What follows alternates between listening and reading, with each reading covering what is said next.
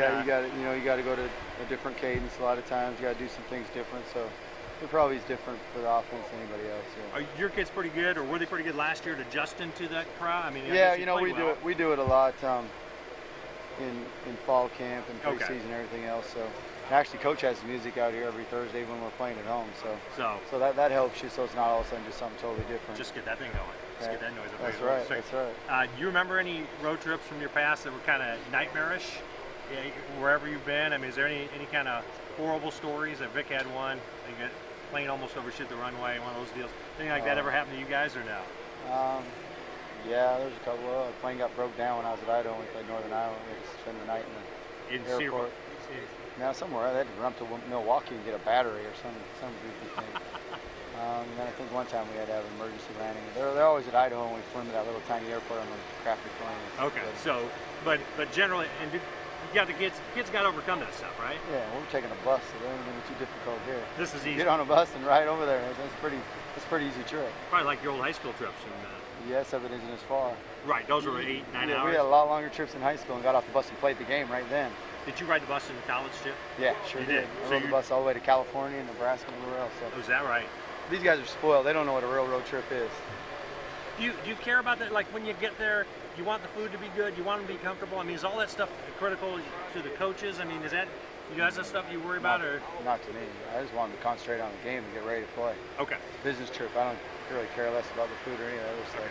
I just want them to get there and get ready to play and play good. Coach Zook said that it's a kind of an us versus them mentality that you can have, and it can be kind of a good. It is. A lot of times it's good to be on the road because you're all together and spend a lot more time together, and so that's a good thing. Nathan was saying the other day he spends 3 hours either looking at video on the bus, either looking at video or you give him some stuff to look at. I mean, right. So you can use the time, correct? Oh, the time will be great. The time will be great. It'll be real good for everybody, so we're looking forward to it. Is this place you've been to before?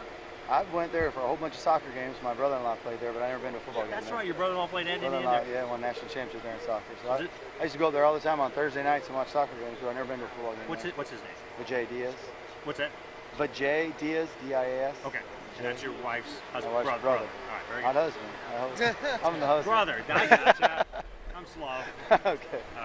All right. Had a good week? Yeah, it's been a real good week of practice. I think they're ready to go. We've had a good bounce in our step. Guys came out and practiced hard. It's probably one of our better weeks of practice, so I'm looking forward to the game. I know you love 5 home games in a row, but I'm assuming at some you knew you were going on the road at some point, so I guess this is good. When you're playing well, is this when you want to go? You go whenever they tell you to go. I don't think you worry about that stuff. Just wherever the game is, you work hard all week, prepare for it, and get ready to go play.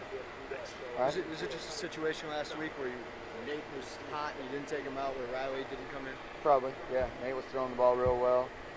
Thought he had 2 great practices going into the game, so it was a situation where I kind of thought we were going to ride him and he was going to play the whole game. What have you seen from Donovan the last couple of weeks?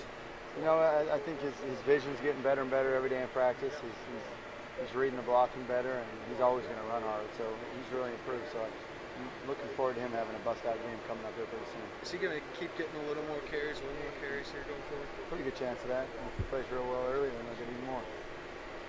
Jason, in that fumble and not running as well as he'd hoped statistically at least, what do you say to kind of pick him up? Run harder, make more yards, play good.